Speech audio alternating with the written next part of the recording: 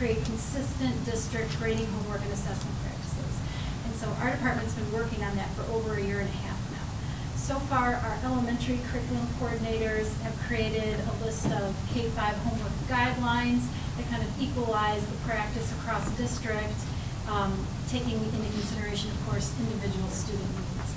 At the middle school level, our department has been working with teachers through the curriculum adoption process to systemize assessments and make grading more consistent. And as Erin said, the high school has taken it even one step further.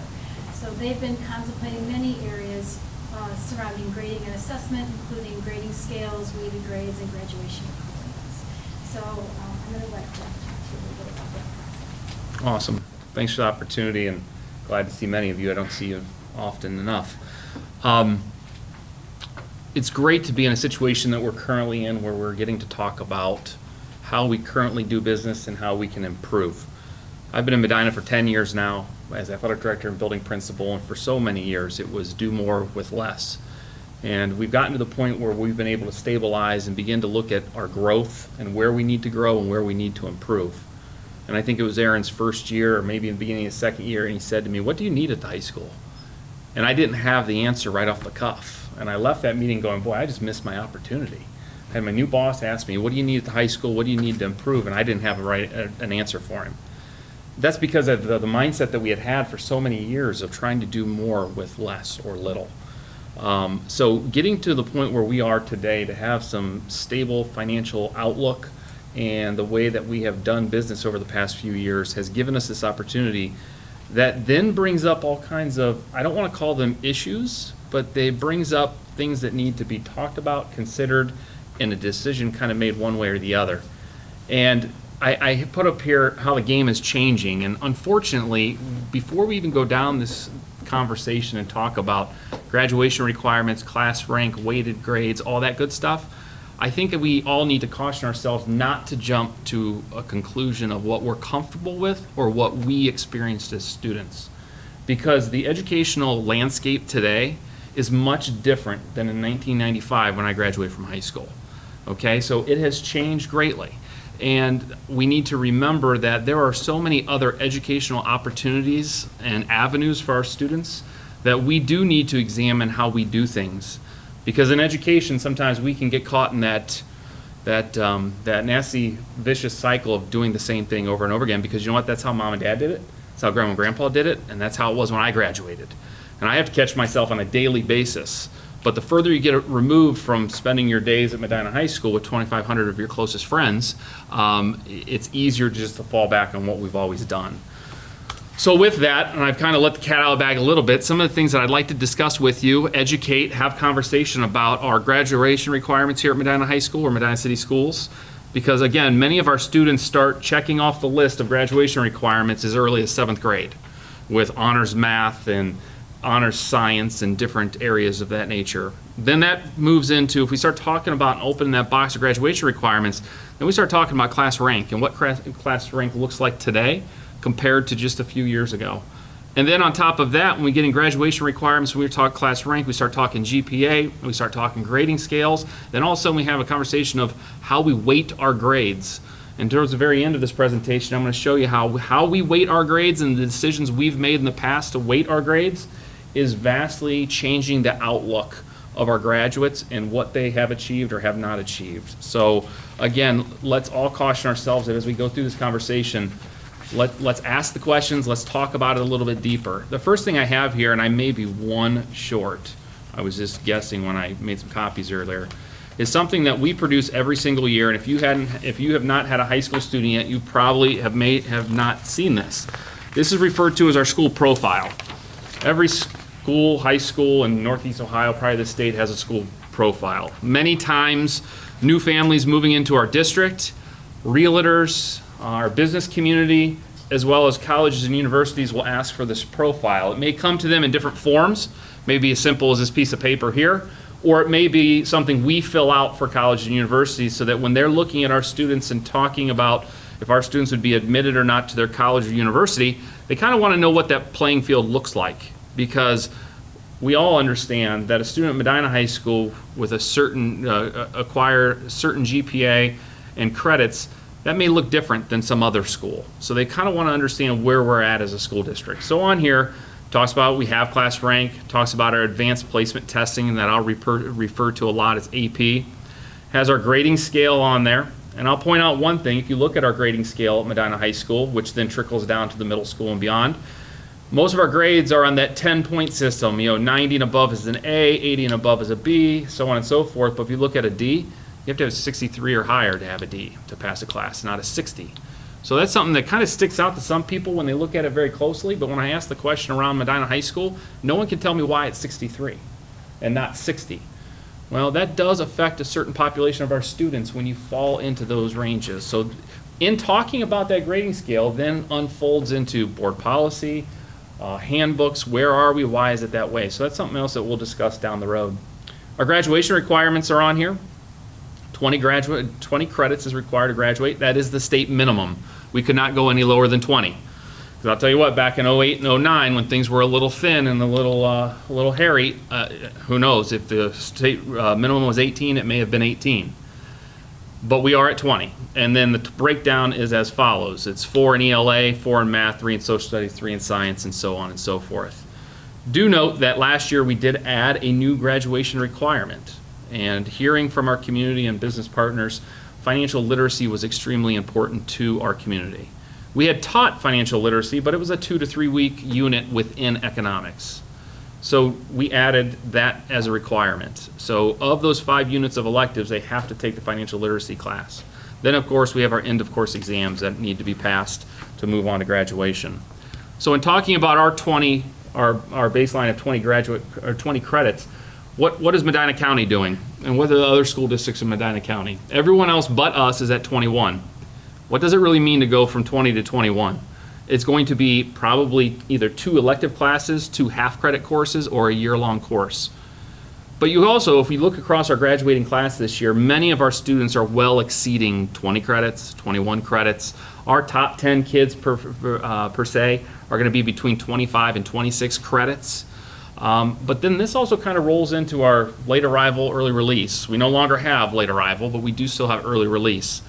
And getting back to the idea that school goes from 7:30 to 2:22. If the bare minimum is 20, and for a vast majority of our students, they're just hitting that 20 or 21, they get to their junior, senior class, junior, senior year, they don't have to take many more courses, and then they have these big gaps in their schedule that they're either going to sit in a study hall or they're going to request to get out of school at noon or 11:45 or something like that.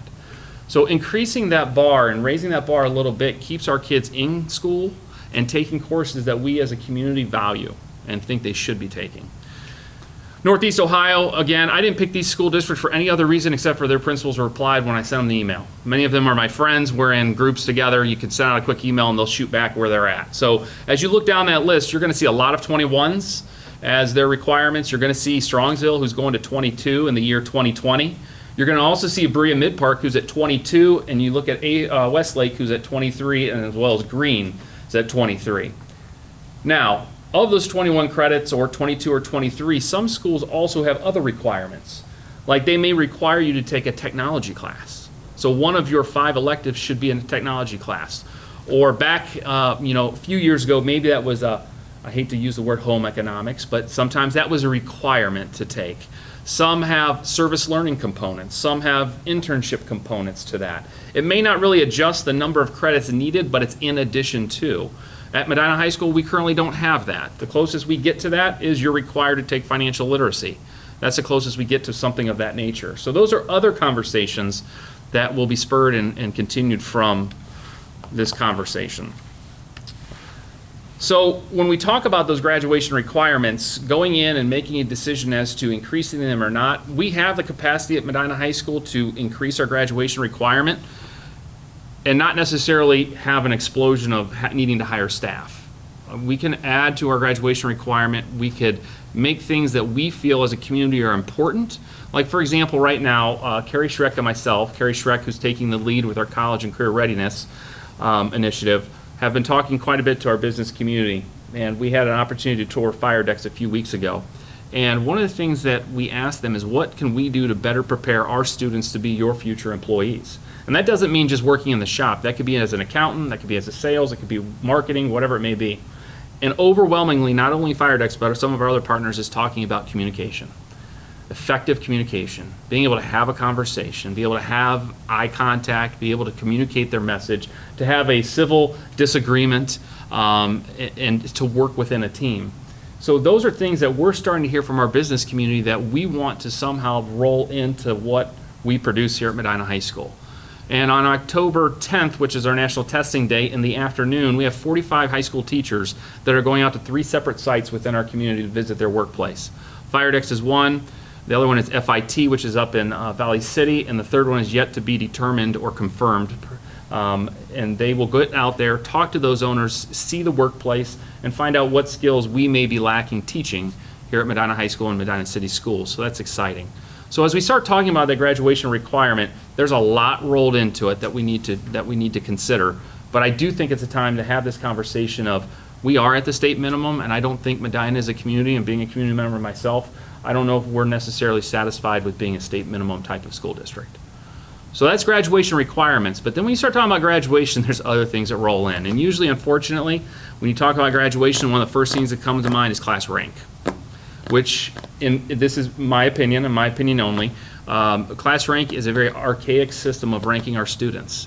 And we're seeing across the state many school districts foregoing class rank.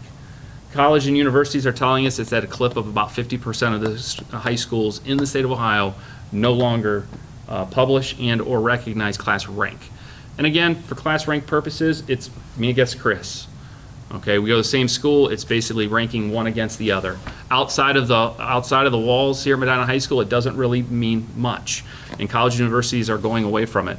Many high schools are going to the Latin system that many of us are familiar with from our college or university days, the cum laude, magna cum laude, and summa cum laude. Hundredths of a point at times will separate our students within class rank, and unfortunately it becomes extremely stressful for students, and it creates a lot of animosity. And I can't tell you that without you experiencing it. And if you've ever had a student who's in the top 10 at Medina High School, you would know exactly what I'm talking about. We're talking about calculating, formulating every assignment, every test, what classes I take, which classes I do not take. Because I can show you right now, and I have some examples at the end that I'll share with you, some of our highest ranking students miss out on the opportunity to take some of our most celebrated courses, from debate, orchestra, band, art, painting, AP art, things of that nature, because by taking those courses, it'll hurt their GPA or harm their GPA. And that has to do with weighting of grades, which we'll get a little bit into here not too long. So what are our students asking us? And this is an example from a student from last year's graduating class. I have a pretty high GPA, 3.89 unweighted, 4.25 weighted, but a low class rank of 70 out of 600. Yes, last year's graduating class, the member who ranked 70th in the class of 2018 had a 4.25, and they were 70th in the class. Right now, in our current senior class, 13% of the class has a 4.0 or higher at Medina High School. How much does this affect my chances at Ohio State? Do they care more about my GPA or about class rank? The answer from our college admissions and talking to them, they care most about your grades in your most challenging courses, especially in your junior and senior years. So both the overall GPA and class rank will take a back seat to this. We're seeing over and over again in conversations with colleges and universities that our students attend, that class rank and GPA are further and further down on the totem pole. They're simply looking at the courses our kids are taking at Medina High School, the level of rigor of those courses, and how they're doing. And are they taking courses off? Are they trying to inflate their GPA other ways? What are they taking, and how are they doing? Other things that colleges are saying, and again, I want you to know that this information that I'm sharing with you about what they're saying, our school counselors 2 years ago called every college university that our graduating class of 2016, I think that was at the time, called every college university our students went to and asked them about GPA, asked them about rank, asked them about admissions and trends with their college or university. Overall, we prefer to see a student who has strong performance in a more rigorous course load than a student who has opted to take lighter course load at the sake of their GPA. 4 major factors when reviewing a transcript for admission: no order, unweighted recalculated GPA, test scores, rigor of courses, grade trends. Other factors may be letters of recommendation and student essays. I'll tell you that no matter what kind of point scale we have with our courses, and when we go above 4 point to 4.2, 4.3, 4.5, when we send those records and that information to college and universities, the first thing they do is unweight it, and they put it on a 4-point scale. And again, it's not about the GPA, it's about the courses. When they look at those courses, are they taking the most rigorous curriculum at Medina High School? Which the most rigorous curriculum we can offer a student at Medina High School is our AP offerings, by far. And here it just explains about how, it could be harder to earn a high GPA at some schools and than others. For example, a cumulative GPA of 4.4 at School A does not necessarily reflect strong academic performance than a GPA of a 4.1 at School B. 4.1 at School B could be ranked number 1 in our class, and while the School A student with the 4.4 could be a rank much lower. Other districts, again, it's the same exact districts from the first one I showed you, just because the ease of gathering the information. Medina County, you're looking at only 2 schools currently that don't rank, and that's Wadsworth and Cloverleaf. Brunswick is on the fringe of not ranking, and they're going through some of the same conversations that we're having here in Medina High School. But then when you look at Northeast Ohio and you look outside of Medina County, such school districts that achieve at such a great clip: Aurora no rank, Jackson no rank, North Royalton no rank, Hudson, and then the number 1 school district according to a report card, depending on how much weight we put to report cards, Solon High School is no rank. So those are just just a clip, and then the statistic they gave you about 50%. I went back and counted on this slide after I read some of that, and that slide shows about 50%. So again, they're just randomly selected by individuals I know or surrounding areas. So we are seeing a movement across Northeast Ohio of moving from a ranked system to a non-rank. A reason that some school districts are a little slower to others, I think, to get to this point is some of that tradition and history that we've talked about, which is important. I don't want to discount that. That is important. And being a former history teacher, I understand it greatly. So then when we talk about class rank, how do we get to that class rank? How does the number 1 kid at Medina High School get to have or achieve at like a 4.89? Okay, what are they taking and how are they achieving at such great numbers? Typically, that student comes into Medina High School having already finished 2 of the 4 required math courses. Usually will have completed 1 of the science courses. Usually is already moving on to level 2 or level 3 of a foreign language. And then who knows, may have taken some summer classes along the way so that they can get to the very end of our offerings, which offer a ton of AP. Our regular courses like Algebra 1, regular biology, physical science, it's on a 4-point scale. All of those courses are 1 course equals 1 credit. So you take that class all year long, like physical science, you're getting 1 credit at the end. Honors physical science, for example, is on a 4.5 scale. Being an honors course, it is assumed that it is of more rigor, faster pace, greater depth of knowledge. It's rewarded with a 4.5 scale, so if you get an A, it's no longer a 4, it's a 4.5. Again, year-long, 1 credit. Move on to our AP courses, which most of our students will hit in their junior year. Some of them will hit a few of them in their sophomore year, but the AP curriculum usually gets dumped on them in the junior year. That's at a 5.0 scale. That's our most rigorous curriculum at Medina High School, and that's 1 credit for 1 full year within that course. And that could be anywhere from AP Chemistry or AP English Comp, Lang. We have 17 currently, 17 AP courses that we offer, and our students do quite well. The other one, which has really changed the game, and where it comes from the title of the presentation, the game is changing, is CCP.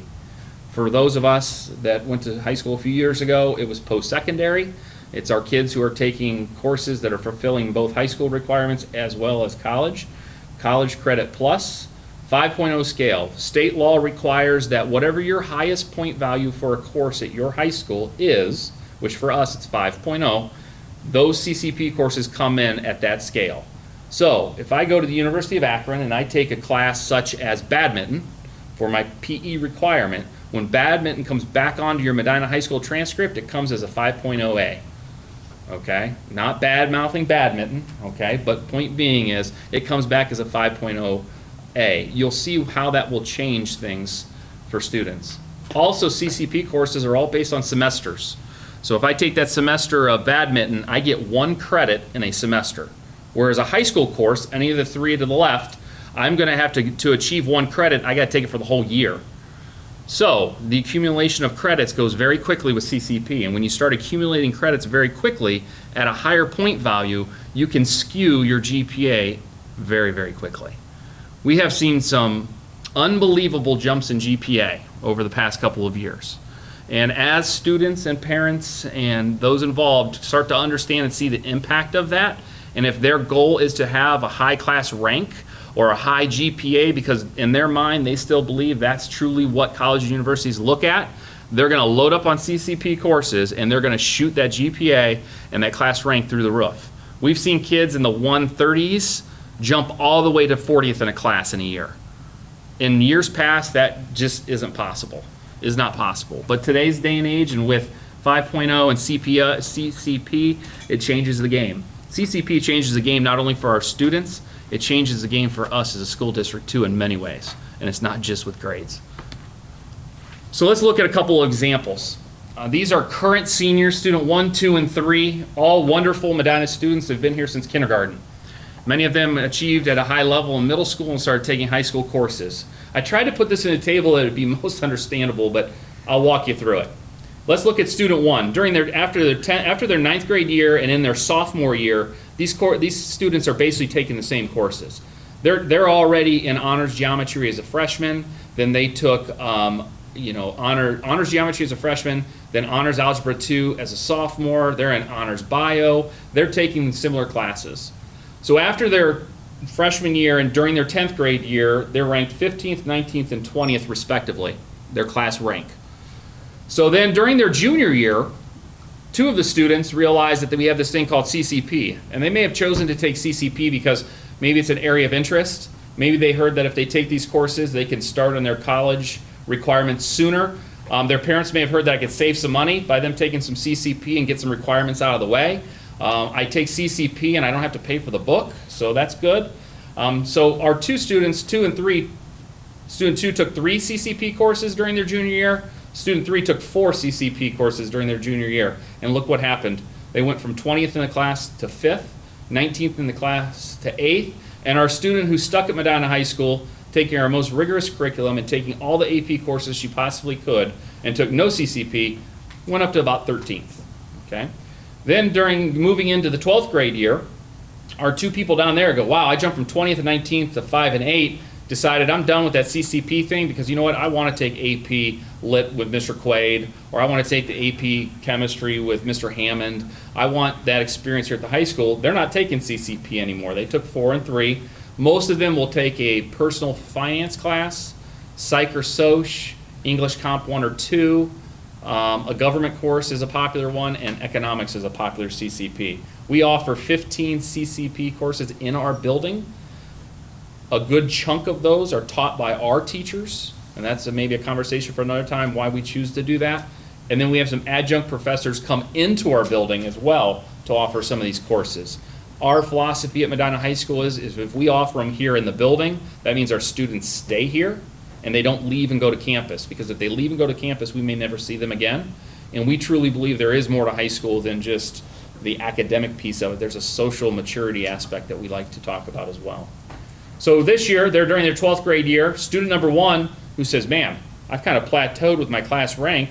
I'm taking courses with these students. I know I'm as academically gifted as them, but they've jumped to 5 and 7.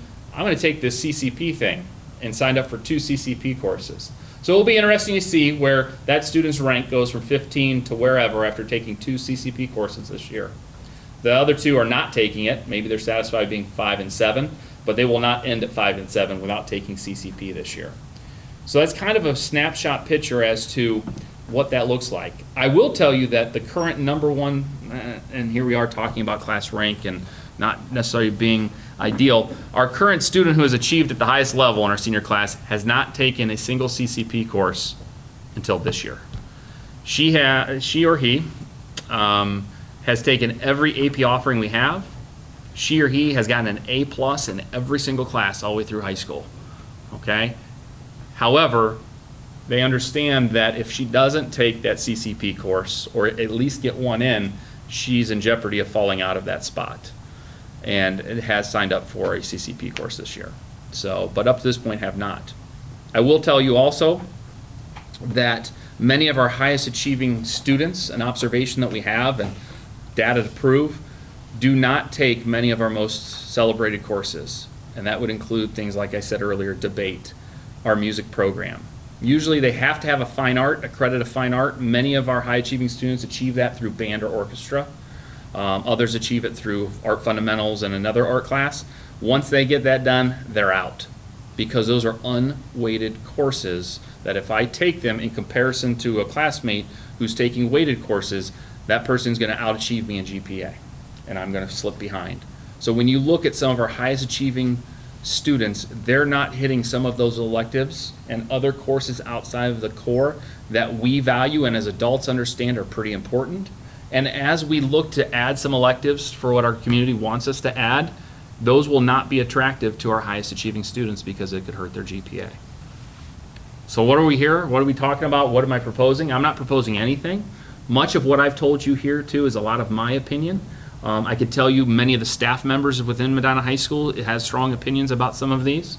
But what I'm here to tell you is what we want to do is we want to start this conversation. It can be emotional. I understand that. Anytime you change anything, I have learned it can be a challenge. But I do think for the sake of our students, it is something we need to begin to discuss and choose as a district a direction we would like to go. Instead of being reactive, I would like to be a little proactive and get ahead of the game a little bit. So what I'm here to tell you is that we're going to start this conversation. We're going to start it with parents. We're going to start it with students and staff. We're going to hold some informational / discussion type of meetings here in the fall and early winter, both with our parents, our community, and our students. I have a pretty good firm grasp of where our staff is because we've been talking about this for many years. And then once those steps are kind of completed, we want to come back to the board and bring a proposal of some sort. I'm not sure what it may look like for consideration. But it's taken me 4 years to learn this. We have to talk about this stuff now because by December, registration guide is out, scheduling starts, and it's crazy. I still have a tough time wrapping my head around that as a building principal. That once September ends, we're already talking next year, and we got to start getting things in motion for it to happen for next year. But some of these things don't necessarily have to be on or off and be next year. It could be grandfathered in. It could be starting with the class of 2021. However, we may choose to do it as a district. And I'll be happy to share ways that other districts have approached it and done things. But that's nice. That's the way they did it. That isn't the Medina way. So we need to make sure that we customize it to best meet our students first, our community second, and do what we can do for them. I have one thing I would like to share with you, and it's not to be necessarily read here, but this was from our Medinamite, which I'm proud to say, yes, we have an online presence for our student newspaper, but our student newspaper also does old-fashioned print, okay? And last year's student editor for our Medinamite wrote a piece, an opinion piece about class rank, and that's what you'll see on here. It's on front and back, talking about the system and such with her beliefs. Then there's a little bio about her, and what I want to tell you about this young lady is this young lady is currently at the University of Minnesota, majoring in journalism and Chinese. And while she was at Medina High School, she was, I think she says in there, she was 35th. She was in the top 35 by the skin of her teeth. But she took journalism and then she audited it, because if she would have taken journalism and taken the grade, it would have dropped her GPA and she would have fell out of the top 35. So she took it, but she audited the course, meaning she didn't receive a grade for it. She received a 7-county scholarship of $2,500 for the next 4 years. So she won a $10,000 scholarship because of her involvement with the Medinamite and being our student newspaper editor. And the shame of it all, she may not have taken journalism because it would have hurt her GPA, but she chose to take it. So that's just kind of a little snapshot of how it really affects students. So with that, I've talked a lot, and I know you guys well enough that I'm sure you have questions or comments or things you want to talk about. So let's open it up. Great presentation. Can I ask a question? Can I jump in? All right, thank you. So if you don't have class rank, what do you do with the top 20 students? You still have top 20 students at graduation? No, you wouldn't. You wouldn't. So you're going to do or let me say, schools who have limited class rank don't. They don't. They go to the Latin system. They have some type of visual cord or something at graduation that would signify them as summa cum laude and such. And what it is, it's a goal for more than just 20 students to reach. It's a goal that any student could reach if they so choose to put the effort of work in. So yes, you wouldn't have the top 35 anymore. So how many people would be in the summa cum laude? I guess, how many? Every member of the class could. There's no cut off. When you set those levels, Yeah, those 3 levels, you would choose a GPA. okay. So for example, some schools might say for summa, the top, I don't have it in front of me, the highest level is 4.0 and higher. Then the second level may be like a 3.75 and higher. And then the last level may be a 3.25 So and there's higher. still some GPA. Oh yeah, there's still a GPA to it. And the weighting may still have a factor of some. Could. like that. Yep. So then my third question is the class rank still on the transcript? It would not be, but if and when there's that rare occurrence, and let's talk about that. Because some people say, well, I know my son went to X school and they needed to know his class rank for honors dorm, to get in an honors dorm. We could still provide the information they would need to make that decision. We would either provide it in a class rank form, or they would provide it that the student's in the top 2% or the top 3%, which is a more accurate picture of where they would fall in the course. So in those rare instances where class rank is still used, there are local scholarships that are offered here in Medina, that one of the first questions is, what's your class rank? Ken Duke Scholarship, I'm familiar with that. Guidance counselor has to sign off on it and put on there what the class rank is. So this is not only an education piece or conversation to have not only with us, those that are closely related to it, but some of those support organizations, PTOs, athletic boosters, and things of that nature, and say, it's not necessarily class rank. So we could choose to do it and still provide some of that information. And I think it's also interesting at times that you don't always have one valedictorian. I realize that we honor several usually at graduation or in that category of co-valedictorian. How many do we have, 2 or 3? One. Just one? In the time I've been here, we've only had one valedictorian, one salutatorian, which is number 2. Okay.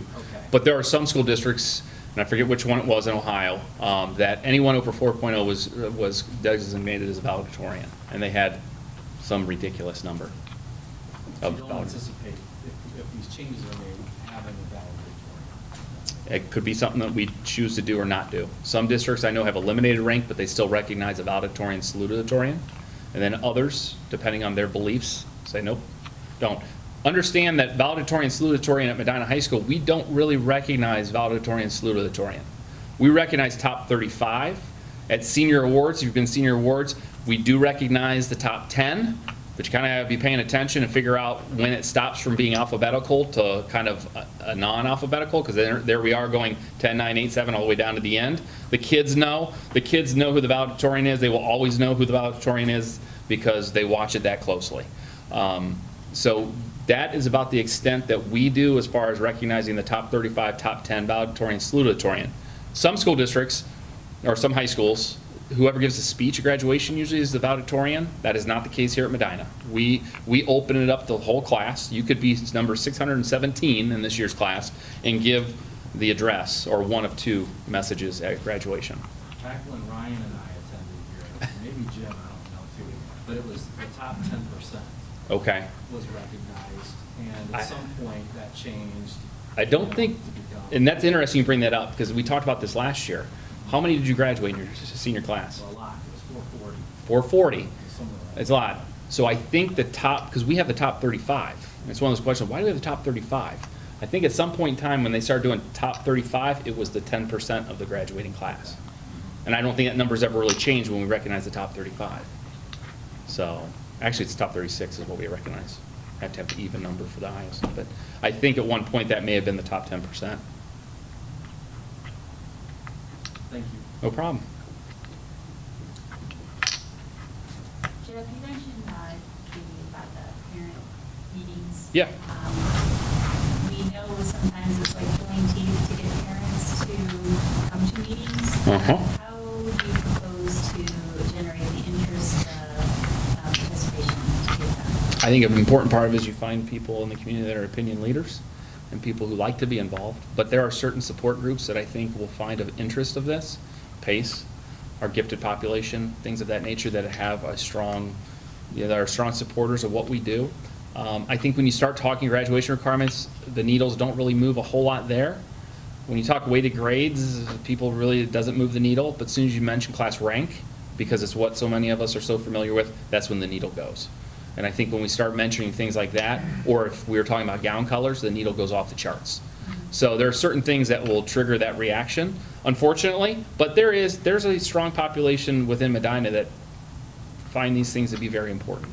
So we will search high and low, and like we always do, we'll offer it up to as many people as we can, and we'll take as many as we can. But we'll seek out some people too. Some of our support groups, from Friends of the Orchestra to the band boosters, to the athletic boosters, things like that, we'll have some people that are always involved. But I know Aaron and I both have received emails over the past couple of years about weighted grades and class rank from community members that I've never heard from, that I didn't recognize their name, that I've kept, and I will definitely reach out to them. I appreciate the conversation you're having about the requirements, graduation requirements, and some of the additional types of things. And basically, you were describing what I call the soft skills. Yeah. That people are very compartmentalized in how they approach things, but they don't have the ability to talk or look one another in the eye or those kind of things. And so I definitely encourage that way of thinking, because in the business, it's just hard to get somebody to walk up and shake your hand, or somebody to, there's just a lot of that I'd love to see that put forth in some form of I think we, education capsule. yeah, I think we've seen the effects of eliminating courses like that, 10, 15, 20 years ago, and we're seeing them today. And we're hearing it from business community, and we're listening. And, we don't require our students to take any technology courses. Now, again, technology courses I may have taken in high school will be much different than today's technology courses. But that effective oral communications, I mean, those of us that went to college, that was a requirement. You remember sitting up and giving a speech, a persuasive speech, an argumentative speech. Things of that nature are very important, very important. In today's workplace, it is important to work within teams. It's not about separating one from the other. It's more of a collaborative effort. So, and that's where my opinion and bias come in a little bit here, is that our class rank system is promoting a fixed mindset that, I'm born to do well in school, and not the growth mindset that we talk about so much, that, here's the goal, and if you work hard, you can get to that. It doesn't matter how hard my son as a freshman this year works, he may just never take the right courses to get to the top. But if he works hard enough and achieves the grades that he should achieve, maybe he could hit those different GPA thresholds. And that's what we want. We want our students to believe they have an opportunity to. Many kids walk in, and outside of the maybe 50 kids, the top 36 there's no way, no chance. And that's disappointing, especially with the class of this year, 617. And think about a 3.0, which is a B, 3.0, B average, falls exactly in the middle at 308. Well, not quite exactly, if you're doing the math, but if I have a 3.0 in Medina High School right now, I'm 308th in the class of 2019. I don't know what it says. I may have my biases and opinions, but, and 13% of the class has a 4.0 or better, that's wow. Jeff, question about the Career Center. Does that mirror what you're talking about for our high school? What do you mean by mirror? What are we talking about in particular? Because as our kids go to the Career Center, they're going for a program, Right. and they're still our kids who graduate under our requirements. So many of their programs, be it HVAC or animal care, things like that, are eating up a lot of their elective courses that they would take. They take many of their academics with us, and at the Career Center. So they have that 20 credit, which is a requirement of graduation, is the same for those students. 20 credits is the same over there as it is here? Yes, yeah, because I always think even though they attend the Career Center, they're still our student and have to meet these requirements. Some students don't necessarily always agree with me when I tell them that they're still our students, but they are. Okay, and I agree with, wow, great presentation, and a lot of info. I'm trying to. And I invite sort it out. all of you, I could talk till I'm blue in the face about all of this and the wonderful things we do at Medina High School and the things we need to improve upon too. My door's always open. I'd be happy to talk about any of this at any time.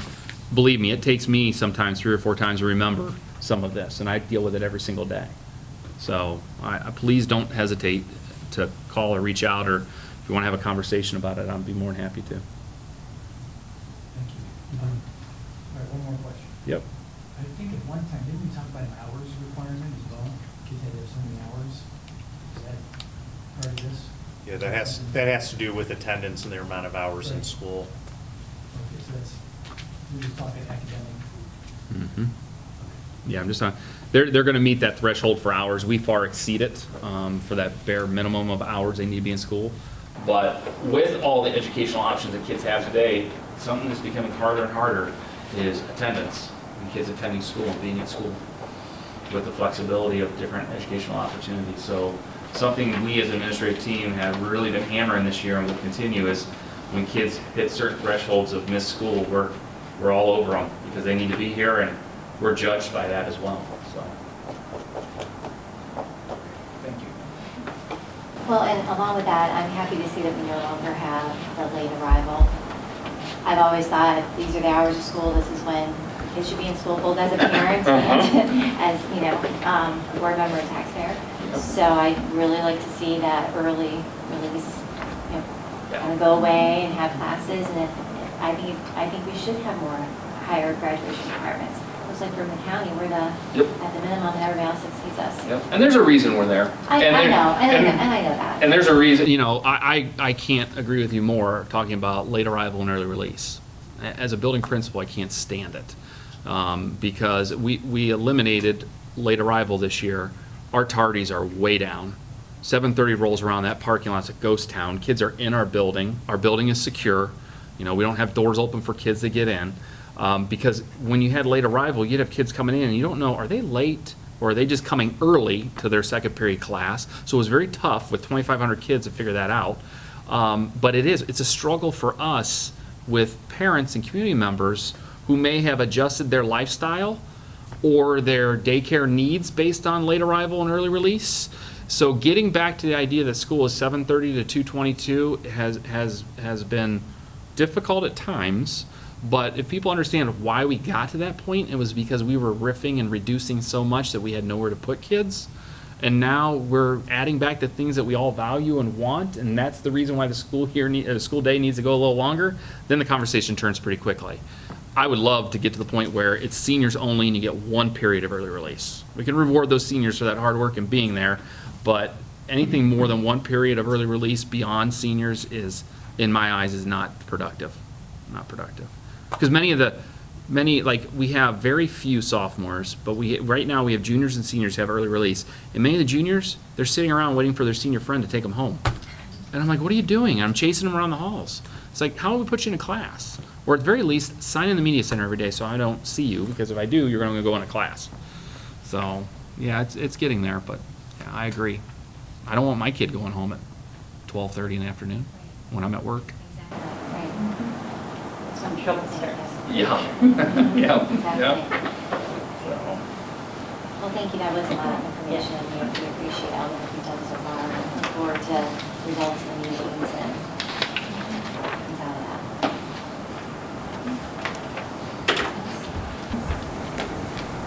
Thank you, John. no problem. Thank you.